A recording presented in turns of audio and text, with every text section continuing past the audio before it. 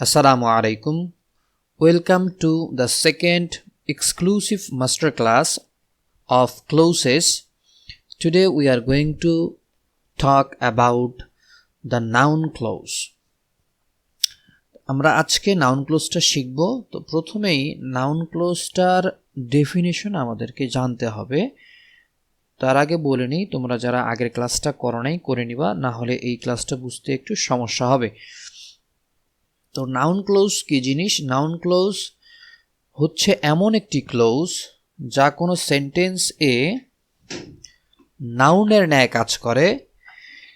কোনো বাক্যে সেই বাক্যের কোনো একটা অংশ যদি কোনো নাউনের মতো কাজ করে বা নাউনের পরিবর্তে বসে এরকম মনে হয়, তাহলে ওই অংশটুকুকে বলা হয়ে থাকে নাউন ক্লোজ। ঠিক আছে? তো এই নাউন ক্লোজ এমনে চেনা যায় না, এর জন্য কিছু কৌশল অবলম্বন করতে হয়, যেই কৌশলগুলো আজকে আমরা আলোচনা করব। এই নাউন ক্লোজটা আরও একটি উদাহরণের মাধ্যমে বিশদভাবে আলোচনা করা হবে, যাতে করে নাউন ক্লোজ খুব সহজে চেনা যায়। তো নাউন ক্লোজ একটা বাক্যে সাবজেক্ট হিসেবে বসতে পারে। সাবজেক্ট হিসেবে কিভাবে বসতে পারে সেটা আমরা একটু দেখব। কোনো বাক্যের সাবজেক্ট হিসেবে নাউন ক্লোজ বসে, সেটা তো সত্য কথা। কিভাবে বসে? এক্ষেত্রে হোয়াট, ওয়াই, হাউ এবং দ্যাট দিয়ে সাবজেক্টটি শুরু হয়। ভালোভাবে খেয়াল করেন, কোনো একটা বাক্যের সাবজেক্ট শুরু হবে কি দিয়ে? অবশ্যই হোয়াট দিয়ে, ওয়াই দিয়ে, হাউ দিয়ে এবং দ্যাট দিয়ে শুরু হতে পারে। ঠিক আছে?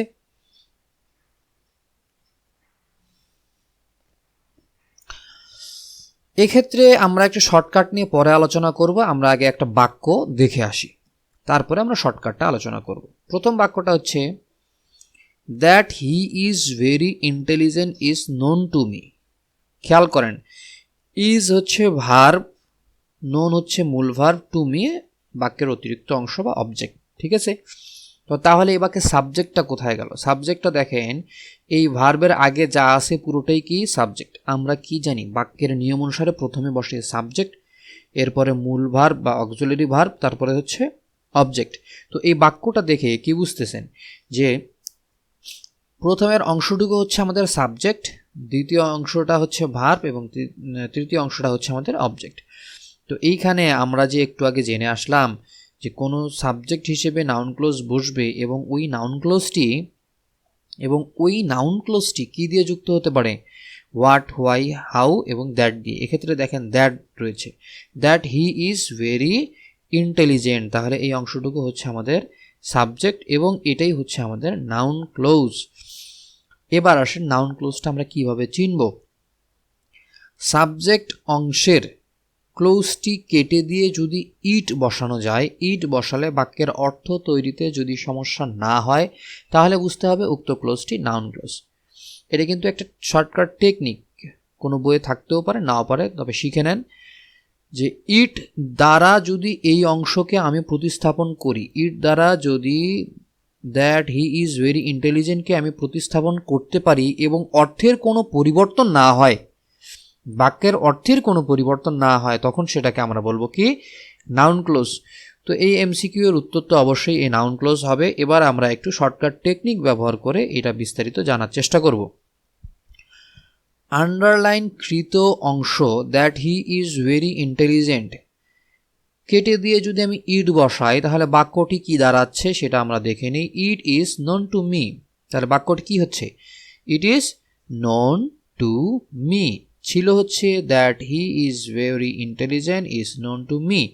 এখন হয়ে গেল it is known to me. কোনো পরিবর্তন আমার মনে হয় না আছে। বাক্যটা অর্থ ছিল সে যে বুদ্ধিমান, সে যে অনেক বুদ্ধিমান, এটা আমার জানা ছিল বা জানা আছে। এবং এই ক্ষেত্রে দেখেন পরিবর্তন করার পরে অর্থটা দাঁড়াচ্ছে ইহা আমার জানা আছে। ওখানে বলা ছিল সে যে বুদ্ধিমান, খুবই বুদ্ধিমান, সেটা আমার জানা আছে। এখানে বলা আছে ইহা আমার জানা আছে। বাক্যের আহামরি তেমন কোনো পরিবর্তন হয়নি, অর্থেরও কোনো পরিবর্তন হয়নি। তাহলে ইহা কি? ইহা হচ্ছে সে খুবই বুদ্ধিমান, এটা। ঠিক আছে? তো আশা করি বুঝতে পেরেছেন যে বাক্যের কোনো অর্থের পরিবর্তন হয়নি। তো যদি অর্থের পরিবর্তন না হয়, তাহলে আমরা কি বলতে পারি যে that he is very intelligent হচ্ছে আমাদের কি? Noun close. আশা করি বুঝতে পেরেছেন। এরপরে আরেকটা উদাহরণে যাব। That he is dishonest is known to all. সে যে অসৎ এটা সবার কাছে জানা বা সবাই সেটা জানে, সকলের জানা। তো এক্ষেত্রে দেখেন that he is dishonest rules অনুযায়ী এখানে আমরা জানি সেন্টেন্স অফ প্যাটার্ন অনুযায়ী প্রথমের অংশটুকু সাবজেক্ট এবং এই সাবজেক্টটা দ্যাট দিয়ে যুক্ত আছে, অবশ্যই এটা নাউন ক্লোজ হবে। এবং যদি আমরা শর্টকাট নিয়মের মাধ্যমে এটাকে সমাধান করতে চাই তাহলে দ্যাট হি ইজ ডিসঅনেস্ট এই অংশটুকু কেটে দিয়ে যদি আমি ইট ব্যবহার করি তাহলে বাক্যটা দাঁড়াচ্ছে কীরকম খেয়াল করেন। বাক্যটা দাঁড়াচ্ছে হচ্ছে it is known to all. It is known to all, ইহা সকলের জানা। কি সকলের জানা? সে অসৎ, এটা সকলের জানা। তাহলে বাক্যের আহামরি কোনো পরিবর্তন, অর্থের কোনো পরিবর্তন হচ্ছে না। তাই আমরা বলতে পারি যে দ্যাট হি ইজ ডিসঅনেস্ট হচ্ছে একটা নাউন ক্লোজ। আশা করি বুঝতে পেরেছেন। এরপরে 3 নম্বরে দেওয়া আছে where he was born is not known. সে কোথায় জন্মগ্রহণ করেছে এটা জানা নাই। এখানে সাবজেক্ট হিসেবে বসেছে হোয়ার হি ওয়াজ বর্ন। এক্ষেত্রে সাবজেক্টটা হোয়ার দিয়ে শুরু হয়েছে এবং দেখেন হোয়ার হি ওয়াজ বর্ন, সে কোথায় জন্মগ্রহণ করেছে, একটা জায়গা। এই জায়গা অবশ্যই কোনো নাউন। কোথাও জন্মগ্রহণ করবে, ঢাকা হোক, বরিশাল হোক, এই জায়গাটা কি একটা, এই জায়গার নামটা হচ্ছে একটা নাউন। তো সেক্ষেত্রে আমরা বলতে পারি হোয়ার হি ওয়াজ বর্ন একটা নাউন ক্লোজ। এবং এখানে যদি আপনি ইট ব্যবহার করেন, ইট ইজ নট নোন এটা জানা নাই, বাক্যের আহামরি কোনো পরিবর্তন হচ্ছে না, সেহেতু আমরা বলতে পারি এটা একটা নাউন ক্লোজ। 4 নম্বরে রয়েছে whoever wants to know should ask me. Whoever wants to know, কে শুনতে চাও, শুড আস্ক মি আমাকে জিজ্ঞাসা করতে পারো। এখানে খেয়াল করেন কে জানতে চাও, কোনো একজন মানুষ হয়তো বা জানতে চাইছে বা কোনো একজন স্টুডেন্ট জানতে চাওয়া হয়েছে। তো এই ক্ষেত্রে যে কোনো একজন মানুষ বা স্টুডেন্ট তার তো নির্দিষ্ট একটা নাম থাকবে, তাই তো। তো এই ক্ষেত্রে আমরা বলতে পারি কি এটা নাউন ক্লোজ। এটা কি হবে? Noun clause. Whoever wants to no এটা হচ্ছে আমাদের নাউন ক্লোজ। তো এখানে ইট বসায় দিলেও সেম কাজটাই হবে। এরপরে দেখেন globally what we are experiencing is that English is replacing other languages. এখানে এই অংশটুকু কি, এটা তো অবশ্যই কি নাউন ক্লোজ। এটা অবশ্যই কি নাউন ক্লোজ। দেখেন হোয়াট দিয়ে শুরু হয়েছে এবং বাক্যের সাবজেক্টের ভূমিকা পালন করেছে। হোয়াট উই আর এক্সপেরিয়েন্সিং এটা বাক্যের সাবজেক্টের ভূমিকা পালন করেছে। তো এটাকে আমরা বলতে পারি নাউন ক্লোজ। এরপরে 6 নম্বরটা দেখেন which one of the following underline clauses is a noun clause. নিচের কোনটি নাউন ক্লোজ সেটা আমাদেরকে বের করতে হবে। এতক্ষণ তো আমরা উত্তর দেখে আসলাম যে সবই নাউন ক্লোজ, বাক্য দেখে বুঝলাম। এবার আমাদের খোঁজার পালা, প্রত্যেকটা বাক্য আমাদেরকে বুঝে পড়তে হবে। প্রথম কথা হচ্ছে আমরা জানি সাবজেক্ট হিসেবে আমরা কি ব্যবহার করতে পারি, নাউন ক্লোজ ব্যবহার করতে পারি, ঠিক আছে, সাবজেক্ট হিসেবে। তো যেহেতু আমরা সাবজেক্ট হিসেবে বলেছি তাহলে আমাদের কি করতে হবে, সাবজেক্টটাকে খুঁজতে হবে। That he come out first, এখানে এটা সাবজেক্ট রয়েছে, এটা আমরা মাথায় রাখলাম। এরপরে আরও একটা বাক্য বি নাম্বারে, এটাও সাবজেক্টের ভূমিকায় পালন করেছে কিনা সেটা আমরা দেখি। As he grew older he grew weaker. তো এখানে দেখেন যে এটা তো সাবজেক্ট হইতে পারে না, কারণ এই বাক্যের সাবজেক্টটা হচ্ছে আমাদের হি। এই বাক্যের মধ্যে সাবজেক্টটা হচ্ছে আমাদের that he came out first, এটা সাবজেক্ট হইতে পারে। অনেক সময় অবজেক্টের উপর ভিত্তি করেও কিন্তু নাউন ক্লোজ হতে পারে। তো ধরে নিলাম হুম আই ওয়াজ লুকিং ফর, এটাও হতে পারে, ঠিক আছে। আবার I do it because I like it, এখানে দেখেন কোনো একটা নামকে প্রকাশ করতে হবে এবং ওই অংশের পরিবর্তে যদি আমি ইট বসায় দিই, আমরা বলেছিলাম অবশ্যই নাউন ক্লোজটা কোনো একটা নামকে বা কোনো একটা নাউনকে নির্দেশ করবে এবং নাউনের ভূমিকা পালন করবে। আবার কি এখানে যদি ইট বসায় দেন তাহলে বাক্যের কোনো পরিবর্তন হবে না। তো প্রথমের অংশটুকু দেখেন that he came out first surprised us all, সে প্রথম হয়েছে, যেটা আমাদের সবাইকে কি করেছে, আশ্চর্যান্বিত করেছে। তো এই ক্ষেত্রে ব্যাপারটা কি দাঁড়াচ্ছে, ইট যদি দিয়ে এটাকে প্রতিস্থাপন করা হয়, এই অংশটুকু ইট দিয়ে প্রতিস্থাপন করলাম খুব ভালোভাবে, ইট সারপ্রাইজড আস অল, এটা আমাদেরকে কি করেছে, বিস্মিত করেছে। তো এই ক্ষেত্রে আমরা কি বুঝতে পারলাম যে যদি এই বাক্যে আমরা ইট বসাই, ইট বসানোর ফলেও কোনো ধরনের পরিবর্তন লক্ষণীয় নয়, বাক্যের কোনো অর্থের পরিবর্তন হচ্ছে না বলে আমরা দেখতে পাচ্ছি। তো সেক্ষেত্রে আমরা বলতে পারি এটা একটা কি, নাউন ক্লোজ। এখন আরেকটা জিনিস, এই নিচে আরেকটা দেখি, that is the man hmm I was looking for, এটাই সেই মানুষ যাকে আমি খুঁজতেছিলাম। তো যাই হোক, এই ব্যাপারটা 3 নাম্বারের ব্যাপারটা আমরা পরে অবজেক্টের বেলায় গিয়ে কারেকশন করব। তো আমরা জানলাম যে এ নাম্বারটা হচ্ছে উত্তর, কিভাবে, যে এইখানে যদি এটার পরিবর্তে ইট বসাই তাহলে বাক্যের কোনো অর্থের কোনো পরিবর্তন হচ্ছে না, এটা নাউন ক্লোজ। আচ্ছা, এসি নাম্বারটাও একটু বুঝাই দিই। That is the man hmm I was looking for, আমরা বলেছিলাম যে এটার পরিবর্তে যদি আমরা ইট ব্যবহার করি তাহলে বাক্যটা দেখেন কি হচ্ছে, that is the man it, that is the man it. এটা কোনো বাক্যের অর্থ প্রকাশে মানে যথেষ্ট পরিমাণে অর্থ প্রকাশ বা বাক্যের যে আকাঙ্ক্ষা চাহিদা এই জিনিসটা প্রকাশ করতে পারতেছে না। ইট বসাইলে বাক্যের অর্থের সম্পূর্ণ পরিবর্তন হয়ে যাচ্ছে বা বাক্যটার অর্থের বিকৃতি করতেছে। সো আমরা বলতে পারবো না যে এটা একটা নাউন ক্লোজ। তাহলে আমাদের উত্তরটা হচ্ছে কি এ। এরপরে what he knew was clear to all, what he knew was clear to all, what he knew এই অংশটুকু কি, এখানে অবশ্যই নাউন ক্লোজ। দেখেন হোয়াট হি নিউ, সে যা জানে, ওয়াজ ক্লিয়ার টু অল সবার কাছে কি, পরিষ্কার। তাহলে আপনারা একটা জিনিস খেয়াল করেন, এখানে যদি আমি ইট বসায় দিই, ইট ওয়াজ ক্লিয়ার টু অল, এটা সবার কাছে কি, পরিষ্কার। তো এখানে ইট বসানোর কারণে বাক্যের অর্থের কোনো পরিবর্তন হচ্ছে না। সো আমরা এটাকে বলবো কি, নাউন ক্লোজ। এরপরে অবজেক্ট হিসেবে আমরা নাউন ক্লোজের ব্যবহার দেখে থাকি। তো অবজেক্ট হিসেবে নাউন ক্লোজের ব্যাপারটা কীরকম, ট্রানজিটিভ ভার্বগুলোর অবজেক্ট হিসেবে অনেক সময় নাউন ক্লোজ ব্যবহৃত হয়ে থাকে।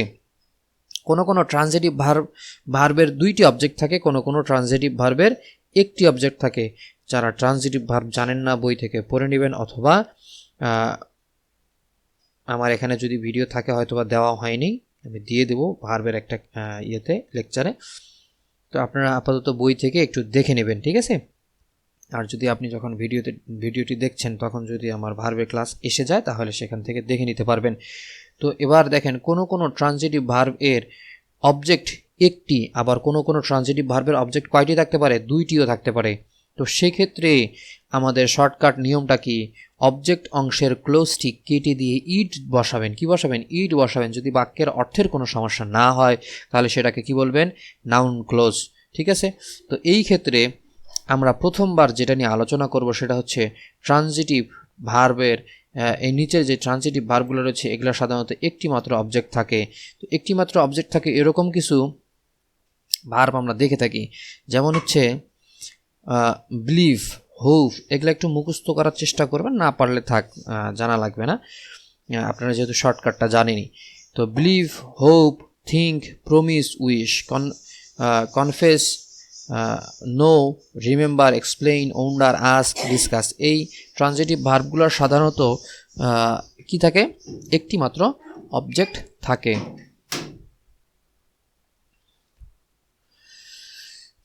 তো এখানে কিভাবে নাউন ক্লোজ থাকতে পারে দেখেন, আমরা তো জানি প্রথমে দেখে এসেছি দ্যাট যুক্ত হইতে পারে, WH ওয়ার্ড হইতে পারে, ইফ দিয়েও নাউন ক্লোজটা হতে পারে।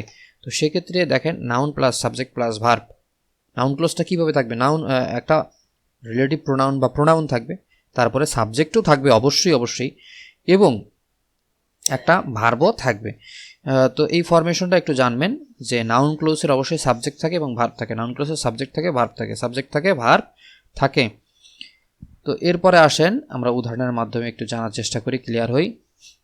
I know where he lives, আমি জানি সে কোথায় বাস করে, এটা অবশ্যই একটা জায়গা, যেটা অবশ্যই নাউন হবে, কোনো নাউনকে নির্দেশ করতেছে, সেহেতু আমরা কি বলতে পারি, এটা একটা নাউন ক্লোজ হতে পারে। তো টেকনিক হিসেবে এটাকে কি করবেন, সহজভাবে বোঝার জন্য এটার পরিবর্তে ইট বসাই দেন। দেখেন কি দাঁড়াচ্ছে, আই নো ইট, আমি এটা জানি।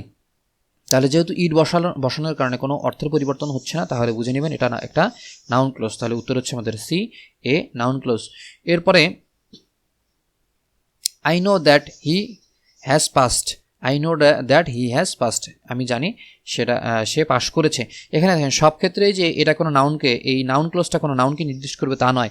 তাহলে আমাদের শর্টকাট নিয়ম অনুযায়ী, শর্টকাট যেটা টেকনিকটা শিখলাম, সেক্ষেত্রে আমরা এখানে ইট বসাই দিলাম, আই নো ইট, আমি এটা জানি। দেখেন বাক্যের কোনো পরিবর্তন হচ্ছে না, তাহলে কি বলবেন চোখ বন্ধ করে, এটা একটা নাউন ক্লোজ। এরপরে I often wonder how you are getting on, এইখানে দেখেন এই অংশটুকুতে আপনি যদি ইট বসায় দেন, আই অফেন ওন্ডার ইট, তাহলে বাক্যের কোনো পরিবর্তন হচ্ছে না, বাক্যের কোনো পরিবর্তন হচ্ছে না। তাহলে আমরা এটাকে কি বলবো, অবশ্যই নাউন ক্লোজ বলবো। তো টিপস হিসেবে দেখেন, ওন্ডার মানে কি, নিজেকে প্রশ্ন করা বা মনে মনে ভাবা বোঝানো হয়ে থাকে। আই অফেন ওন্ডার, আমি প্রায় ভাবি, কি ভাবি, মনে মনে ভাবি, কি ভাবি, এটা ভাবি। ঠিক আছে, দেখেন আই অফেন ওন্ডার ইট, আমি প্রায়ই ইহা মনে মনে ভাবি, যে কোনো একটা জিনিস হয়তো বা ভাবেন, তাই ইহা ইট বসানোর কারণে বাক্যের অর্থের কোনো পরিবর্তন হচ্ছে না। তো বলে দিবেন কি এটা একটা নাউন ক্লোজ। এরপরে 4 নম্বরে দেখেন, I don't know what he will do, এখানে ইট বসায় দেন, ইট বসালে বাক্যের কোনো পরিবর্তন হচ্ছে কিনা খেয়াল করেন। আই ডোন্ট নো ইট, আমি এটা জানি না, যেহেতু বাক্যের কোনো পরিবর্তন হচ্ছে না সেহেতু বলবো এটা noun clause. Her mother should let her have whatever she want, তা her mother should let her have, তার তাকে দেওয়া উচিত, কি দেওয়া উচিত, হোয়াট এভার শি ওয়ান্ট, সে যা চায় সেটা দেওয়া উচিত। তো এখানে ইট বসাইলে কোনো বাক্যের পরিবর্তন হচ্ছে কিনা দেখেন, অর্থের পরিবর্তন। হার mother should let her have it, তার মায়ের উচিত এটা তাকে দেওয়া। তো এখানে বাক্যের কোনো পরিবর্তন হচ্ছে না, অর্থের কোনো পরিবর্তন হচ্ছে না, তাহলে এটাকে কি বলবো আমরা, নাউন ক্লোজ বলবো। এরপরে I know what he want to say, আমি জানি সে কি বলতে চায়। এখানে আপনি যদি দেন what he want to say এর পরিবর্তে ইট, বাক্যের কোনো পরিবর্তন হচ্ছে না, আই নো ইট, আমি এটা জানি, তাহলে এটা হবে একটা কি নাউন ক্লোজ। এরপরে the station master knows when the train will depart, তাহলে বাক্যের অর্থ দাঁড়াচ্ছে স্টেশন মাস্টার জানে কখন ট্রেন ছাড়বে। তো এখানে এই অংশের পরিবর্তে যদি ইট দেন, তাহলে বাক্যের অর্থের কোনো পরিবর্তন হচ্ছে না, the station master knows it. Clear? The underline close is, তাহলে আমরা বলবো অবশ্যই একটা noun close. I know how he become successful, আমি জানি সে কীভাবে কী হয়েছে, সাকসেসফুল হয়েছে। তাহলে এটার পরিবর্তে এটা একটু হয়ে গেছে, এটা পুরোটাই হবে, হ্যাঁ, হাউ হি বিকাম সাকসেসফুল, এই পুরো অংশটুকু হচ্ছে আমাদের নাউন ক্লোজ, পুরো অংশটুকু কি নাউন ক্লোজ। তাহলে কীভাবে নাউন ক্লোজ বুঝবেন, টেকনিক খাটান। আই নো ইট, আমি এটা জানি, আর আগে কি ছিল, I know how he become successful, আমি জানি সে কীভাবে সফল হয়েছিল। তাহলে বাক্যের অর্থের তেমন কোনো পরিবর্তন হচ্ছে না, আধ্যাত্মিকভাবে অর্থ পুরোটাই সেম, তাহলে এটাকে আমরা বলতে পারি এ নাউন ক্লোজ। আশা করি বুঝতে পেরেছেন নাউন ক্লোজের সাবজেক্ট এবং অবজেক্ট হিসেবে কীভাবে ব্যবহৃত হয়, এবং নাউন ক্লোজটা আপনি কীভাবে শর্টকাট টেকনিকের মাধ্যমে জানতে পারবেন। তো এই পর্যন্তই আজকের ক্লাস, পরবর্তী ক্লাসের আমন্ত্রণ জানিয়ে এখানেই শেষ করছি। আসসালামু আলাইকুম ওয়া রাহমাতুল্লাহি ওয়া বারাকাতুহু।